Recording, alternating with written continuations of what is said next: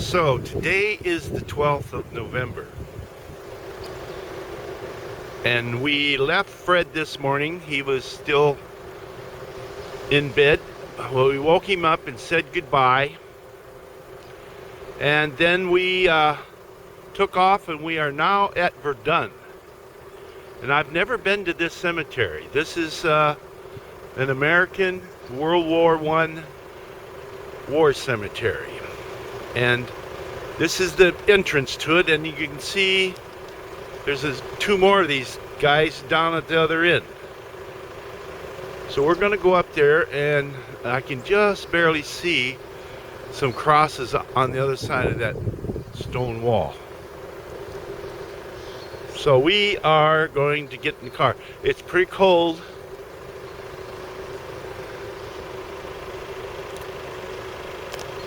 So we came in that gate and drove down this really beautiful drive, and then we're not as close as we're going to get, but this is the largest American cemetery in Europe. There's 14,000 soldiers buried here.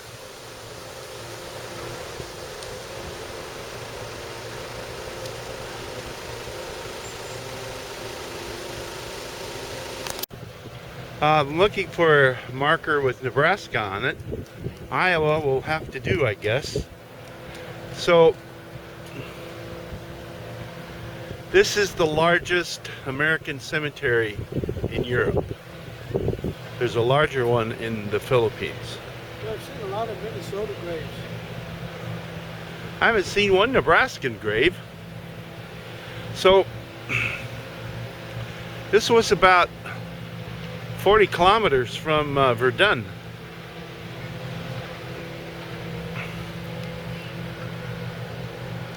So we have a monuments commission that takes care of these.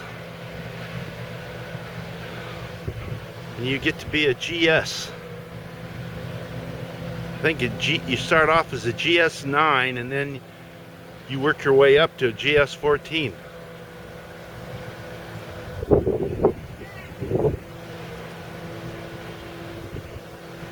So there was 2 buses from France full of high school kids, and it must have been an international school because there was a lot of American English being heard, as well as French.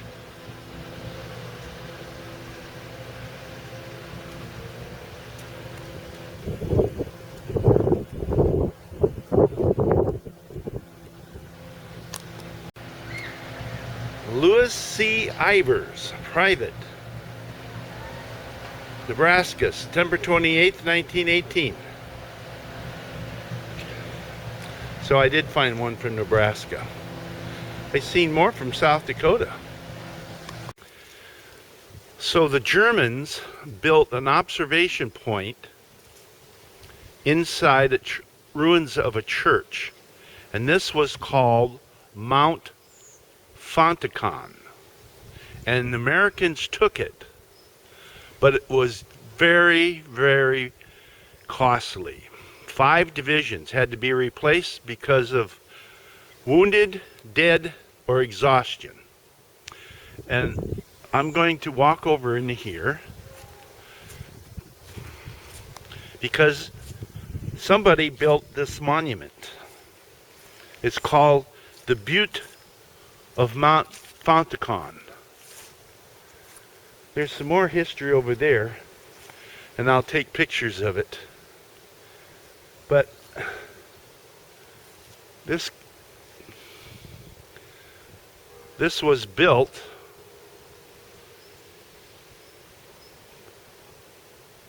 by I don't know who built it. Because we are on our way to an American monument, and this isn't it. So German troops captured Mount Falcon in 1914, but it's the Americans that pushed them out in 1918. And in front of you there is a German bunker. The town of Mount Falcon was destroyed. The Americans captured over 150 Germans in the surrounding dugouts, as well as 75 machine guns, large artillery pieces. This triumph came at a heavy cost. Over 150 soldiers of the 4,000 in the regiment died, capturing Mount Falcon, and more than 750 were wounded.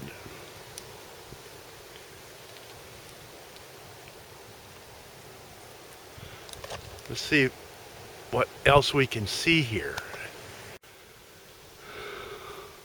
So that was the observation tower, and the Germans used it to bombard the city of Verdun.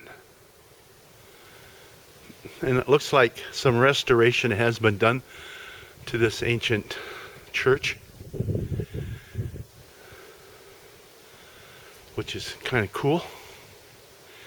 Who knows how old this thing is?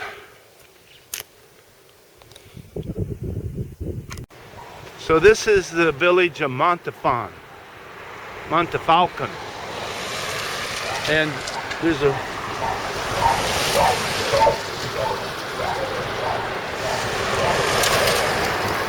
Sherman tank over there.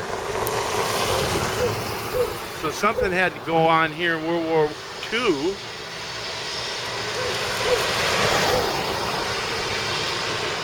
And then there's, but French towns in this area just don't seem to be as prosperous as the villages in Germany.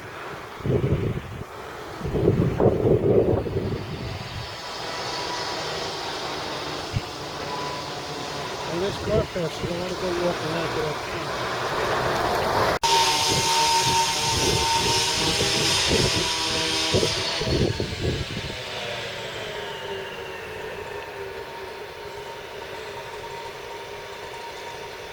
What's it say on that sign? I'll have to go read it. So they're completely renovating that building. You know what it says? What? It says, "If you talk about the